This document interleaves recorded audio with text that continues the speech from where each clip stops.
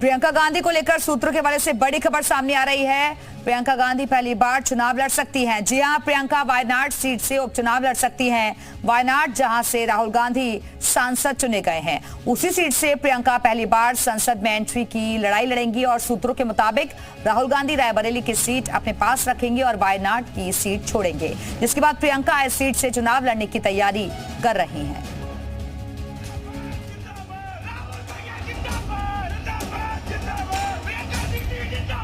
समय आ गया है बदलाव लाने का। बदलाव लाओगे कि नहीं?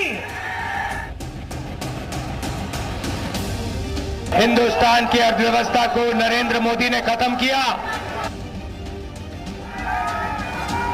इसमें मेरी बहन प्रियंका गांधी का भी काम है, जो यहां पीछे छुपी हुई है।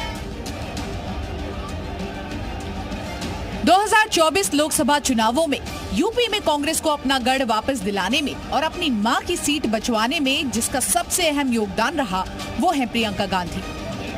प्रियंका गांधी, जिन्होंने अमेठी रायबरेली में ऐसी रणनीति रची कि बीजेपी यहां कांग्रेस की जीत को नहीं रोक पाई। पिछले चुनाव में भाई की हार का बदला लिया, तो वहीं रायबरेली में राहुल गांधी की जीत की पटकथा लिख दी। और अब हो सकता है कि भाई बहन की ये जोड़ी आपको जल्द ही संसद में देखने को मिल जाए, क्योंकि प्रियंका गांधी की लोकसभा में एंट्री अब लगभग तय मानी जा चुकी है। सूत्रों के मुताबिक राहुल वायनाड की सीट छोड़ सकते हैं और वहां से प्रियंका गांधी उपचुनाव लड़ सकती हैं। इतना ही नहीं, प्रियंका दोबारा यूपी प्रदेश प्रभारी की जिम्मेदारी भी संभाल सकती हैं। यानी अगर राहुल रायबरेली को रख वायनाड छोड़ने का फैसला करते हैं, तो यही सीट प्रियंका की संसद में एंट्री की सीट बन सकती है। प्रियंका को लेकर हर चुनाव में सवाल उठता रहा कि वे खुद कब चुनाव लड़ेंगी, लेकिन इस बार लगता है कि इसका रास्ता खुल गया है।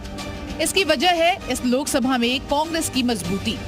2009 के बाद से कांग्रेस की लगातार घटती सीटों से संसद में मौजूदगी भी बेहद कम हुई थी, लेकिन इस बार 99 सांसद मौजूद रहेंगे और इसलिए पार्टी को लगता है कि राहुल और प्रियंका दोनों का संसद में होना बेहद जरूरी है। अब जरा देखिए कैसे साल 2024 के लोकसभा चुनाव से राहुल और प्रियंका की वजह से कांग्रेस को एक नई एनर्जी मिली है।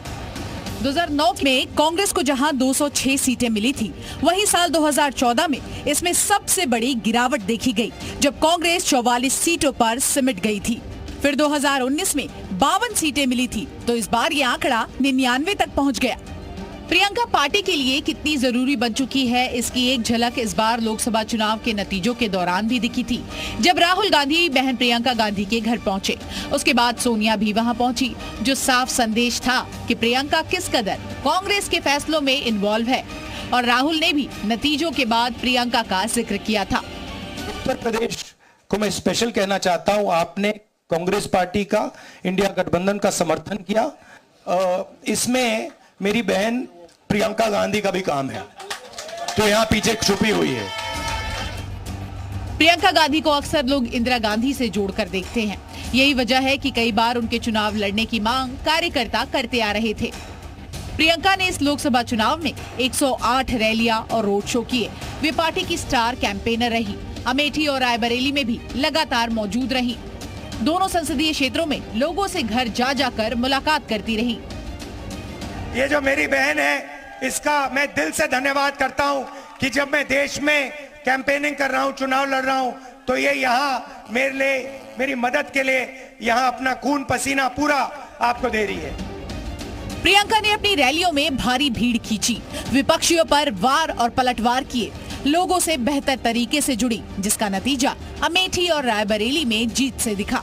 प्रियंका वैसे तो साल 2019 से सक्रिय राजनीति में है, लेकिन अब तक चुनाव से दूर रही। लेकिन अब जिस तरह से लगभग खत्म होती कांग्रेस पार्टी को नई उम्मीद मिली है, उससे प्रियंका का चुनाव लड़ने का भी रास्ता धीरे धीरे साफ होता दिख रहा है। ब्यूरो रिपोर्ट, जी मीडिया।